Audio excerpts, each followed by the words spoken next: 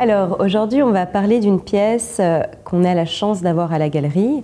Elle est exceptionnelle tant par son esthétisme que par son parcours. Pour contextualiser la pièce, on se trouve chez les Luluas, qui est un peuple qu'on situe au centre-sud de la République démocratique du Congo et qui a pour voisins les Tchokwe, les Kuba, les Luba. Et c'est assez intéressant parce qu'on retrouve des traits tant sociaux, culturels qu'artistiques.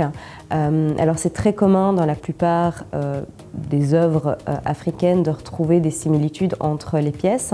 L'art Lulua est un art qui est principalement connu à travers la statuaire anthropomorphe.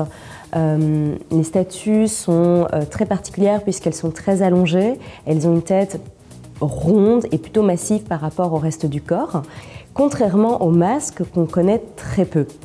Alors pourquoi? Et ça c'est plutôt une analyse personnelle, je pense que c'est lié à la pratique de ces masques qui servaient à un rite d'initiation masculin, qui servait aux jeunes garçons à devenir des adultes, des hommes.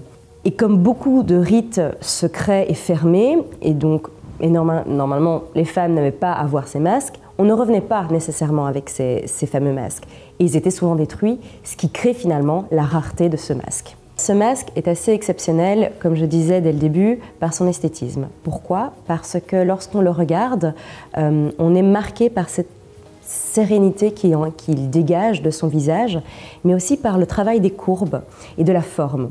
Alors au-delà de la qualité intrinsèque de ce masque, il y a son parcours qui est historique. Tout commence en 1930 où il va être exposé pour la première fois à la galerie Théâtre Pigalle à Paris, une des premières expositions qui va présenter de l'art premier et qui va être proposé finalement, enfin prêté par un artiste qui s'appelle André Lotte.